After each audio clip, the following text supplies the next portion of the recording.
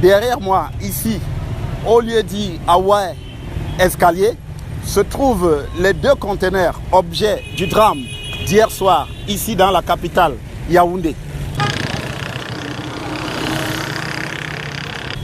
Le conteneur bleu a lui emporté 3 personnes qui se trouvaient ici au bord de la route, 3 personnes qui exerçaient diverses activités.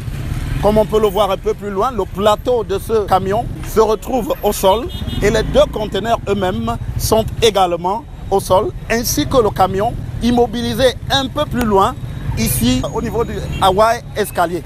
C'est une route assez exiguë et les témoignages nous expliquent ce qui s'est passé exactement lors de cet accident. Hier soir aux environs de 18h, la semi-remorque dont vous voyez derrière moi là, provenance de Douala, destination je crois pour la Centrafrique. Net à niveau, vous voyez le conteneur s'est renversé là, il y a eu 2 conteneurs de 20 pieds. Bon, j'étais là arrivé, un ami, on causait. Au moment où on a seulement suivi un bruit derrière nous, pim. Quand on se retourne, on trouve une jeune dame couchée sur le conteneur bleu qui est derrière moi, presque en moitié couvert. Nous, on ne pouvait rien parce qu'elle ne faisait qu'elle demandait de l'aide. Bon, on était dépassés parce que vous voyez, c'est 2 conteneurs chargés. Comme on peut le constater, nombre de camions défilent sur cette route en provenance du port de Douala et à destination soit de la Centrafrique, mais également de diverses autres destinations comme au nord du Cameroun pour ravitailler ces zones.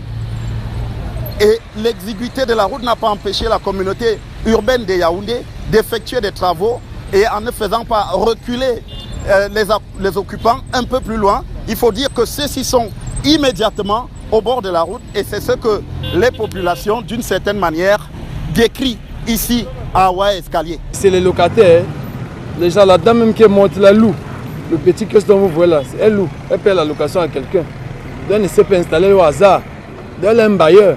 Donc, il faut que l'État essaie de voir comment résoudre le problème là. Les gens ne peuvent pas faire le commerce à 0 mètre de la route où les engins dont vous voyez là font le trafic à longueur de journée, même la nuit. Donc c'est à l'État de jouer son rôle.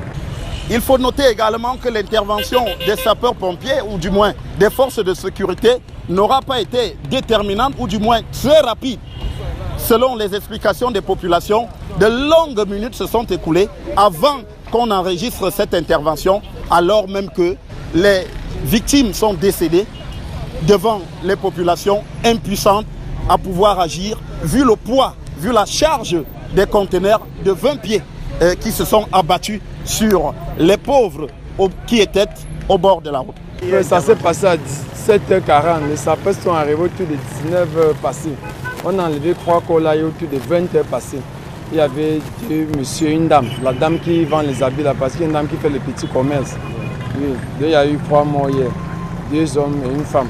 Pour Equinox Télévision à Hawaii Escalier, Élisée Bogba, Gizogo.